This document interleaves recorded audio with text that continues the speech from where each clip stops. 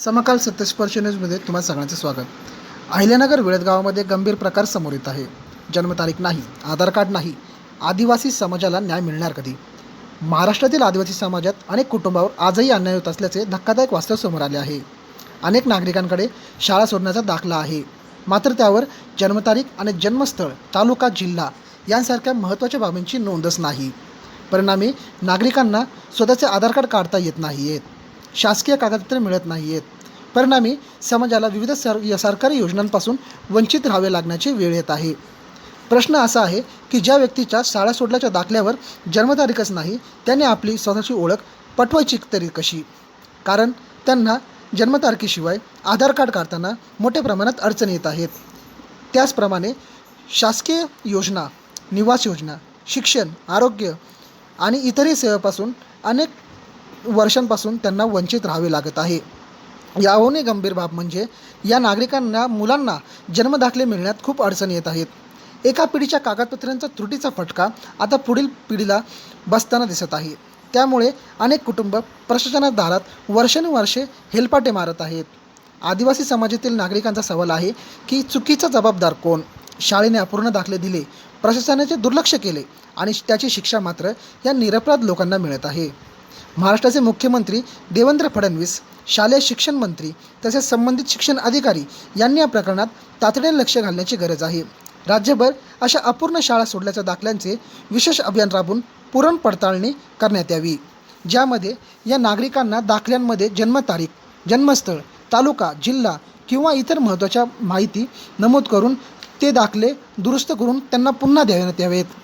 आदिवासी समाज हा राज्याचा अविभाज्य घटक आहे. त्याला ओळखीचा हक्क, शिक्षणाचा हक्क, शासकीय योजनांचा हक्क आणि सन्मानाचा जगण्याचा हक्क आहे. प्रशासनाच्या चुकीमुळे सामान्य नागरिकांच्या हक्कावर गदा येऊ नये, यासाठी मुख्यमंत्री, शिक्षण मंत्री आणि संबंधित अधिकारी यांनी या प्रकरणात जातीने लक्ष घालून आदिवासी समाजाला न्याय मिळवून द्यावा, अशी जनतेची तीव्र मागणी आहे. कागदपत्रांच्या त्रुटीची शिक्षा नागरिकांना नव्हे तर दोषींना झाली पाहिजे.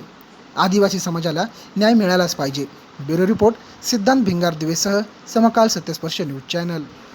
समकाल सत्यस्पर्श न्यूजमध्ये तुम्हा सगळ्यांचं स्वागत. आज आपण आलेलो आहे विळद गावामध्ये. आपल्यासोबत आपले भिल्ल समाजाचे, आदिवासी समाजाचे आपले सगळे बांधव आहेत. या ग्रामपंचायतचे जे सदस्य आहेत, निकम साहेब, त्यांनी आपल्याशी संपर्क साधला आणि एक महत्त्वाचा मुद्द्याविषयी त्यांनी आपल्याशी संपर्क साधलेला आहे. मुद्दा असा आहे की एखाद्या विद्यार्थ्याचं समजा आपण कोणत्याही शाळेत ॲडमिशन केलं, त्याच्यानंतर त्याच्यावर एक जन्म नोंद असते आणि एक भारतीय नागरिकत्वाची नोंद असते किंवा विशिष्ट नोंदी असतात. इथं त्या नोंदीच आढळून आल्या नाहीत. आता ह्या दाखल्यावर नोंदी आढळून आल्या नमुळं ह्यांच्या मुलांना कुठेही ॲडमिशन असो, यांचं आधार कार्ड असो किंवा सरकारी योजना ज्या असतील त्या सगळ्यांपासून ह्या बांधवांना वंचित राहावं लागतंय. मग आता जे त्यावेळेचे जे दाखले ज्या मुख्याध्यापकांनी नोंदी केल्या होत्या, त्याच्यानंतर ज्यांना आत्ता यावेळेस यांना दाखल्याची ज्यावेळेस यांना गरज पडली, तर तुम्ही ते याच्या माझ्या हातामध्ये बघू शकता. जन्मस्थळ नाही, तालुका, जिल्हा नाही, जन्मदिनांक नाही, काहीच ठीक आहे या ठिकाणी त्यांनी टाकलेलं नाहीये. मग आता यांनी हे नेमकं कोणत्या देशाचे रहिवासी आहेत? साधं या शिक्षकांना, हे जे मुख्याध्यापक आहेत, त्यांनी जन्मस्थळ टाकलेलं नाहीये, भारतीय कोणतं यांचं नागरिकत्व कोणतं ते टाकलेलं नाहीये. फक्त इथं धर्माचा नावाचा उल्लेख फक्त या ठिकाणी केलेला आहे. मग ह्या लोकांनी ह्यासाठी दाद कोणाकडे मागायची? आत्ताचे जे तिथं अधिकारी असतील किंवा मुख्याध्यापक असतील ते तर हातवरती करतात. ते म्हणतात की आम्ही ह्या गोष्टीत काही तडजोड करू शकत नाही किंवा यांची काही मदत करू शकत नाही. का? कारण की म्हणे आम्हाला तसा अधिकार नाही. त्यांना लेखी स्वरूपात मागायला गेलं का यांना एवढीची उत्तरं देणं. आता जाणून घेऊया यांच्या प्रतिक्रिया काय आहेत. काय सांगाल सर, नेमकं म्हणजे काय विषय हा सगळा? मी ग्रामपंचायत सदस्य राजेंद्र निकम. आता ह्या आदिवासी अशिक्षित लोक आहेत, यांना शाळेच्या दाखल्यावर जन्मतारखा टाकलेल्या नाही. त्यांच्या मुलांना असंख्य अडचणी येत आहेत. शिक्षणाला पुढं कसलंही म्हणजे त्यांना ऍडमिशन होत नाही. तर मग ते जन्मतारखा त्यांना शिक्षणाने विचारायला गेलं तर ते म्हणे पूर्वीच्या मुख्याध्यापकांनी, शिक्षकांनी टाकलेल्या नाही त्या नोंदी. तर त्यांच्या केंद्र प्रमुखांना संपर्क साधला तर ते म्हणे बा आमच्या याच्यात येत नाही, ते वरून तुम्हाला हे करावं लागेल. मग आता त्यांच्या कालखंडात त्यांचं नाही झालं तर त्यांनी कुठेतरी ती जबाबदारी शिकवून करायला पाहिजे नव्हतं. ते केलेलं नाहीये. तर त्यांना अशा काय अडचणी याच्यावर मार्ग निघावत, एवढीच माझी प्रतिक्रिया राहील. काय बोलाल मावशी, तुम्हाला तुमच्या मुलाच्या ऍडमिशन साठी फार त्रास झाला, आम्हाला असं कळालं. राहिलं पण दोन वर्षापासून निंडत राहिले, कोणीच देत नाही ना. आधार कार्ड निघा ना. बरं मायामुळे पोरांचे हे होऊ राहिलंय ना. आणि तुम्ही म्हणाला होत्या की तुम्ही तिथे गेल्या होत्या शाळेमध्ये, हा, गेलते ना. तर त्या शिक्षक तुम्हाला काय म्हटलं दाखला द्यायच्या टायमाला काय त्या म्हणतात आधी तुमच्या आई बापाने तारखा दिल्या नाही, मग मी कस काय देऊ? तर मंडळी असा सगळा प्रकार आहे.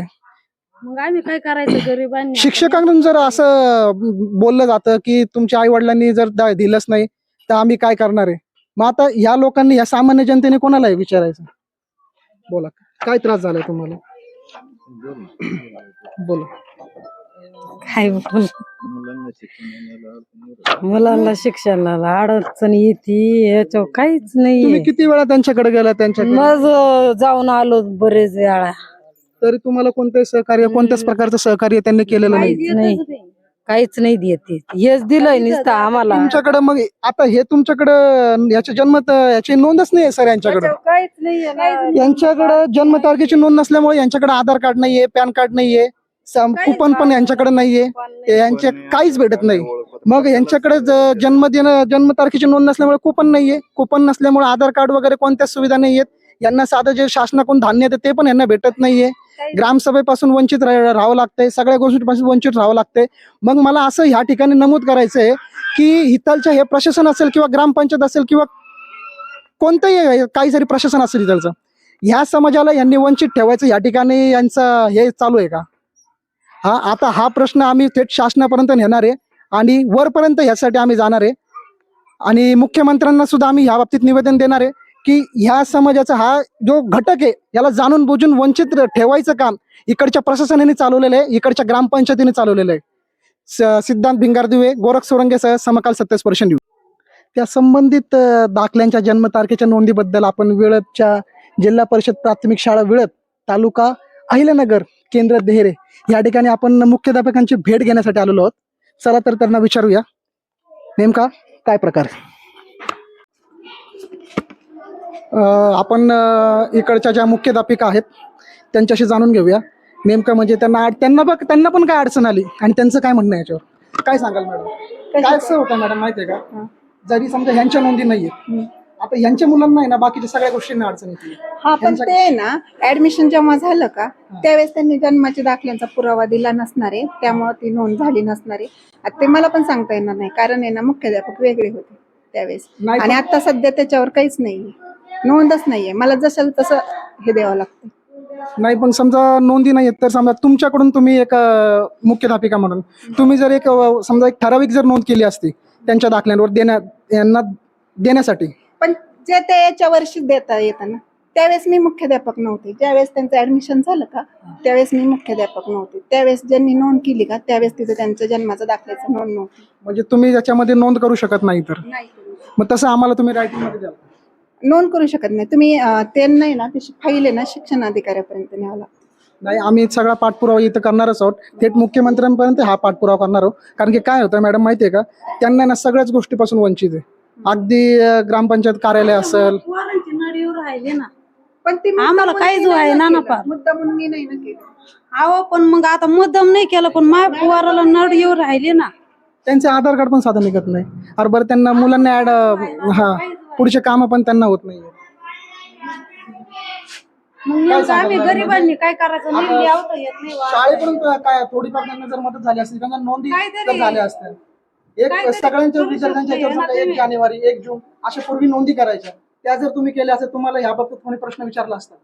याच्यावर काही नोंदी करायचा अधिकार नाही आम्हाला ना. आम्ही जे त्यांच्याकडून माहिती आहे त्याच्यावर ते ह्या देशाचे नागरिक आहेत का ते पण त्याच्यावर उल्लेख नाहीये. त्यांनी तालुका मला नाहीये, नाही जिल्हा सांगता नाहीये, येणार. काहीच नाही त्याच्यावर. मग त्यांनी म्हणजे जायचं पण नेमकं कोणाकडे? मला नाही सांगता येणार. यांचं नागरिकत्व कुडालंय ते तुम्ही सिद्ध कसं करणार?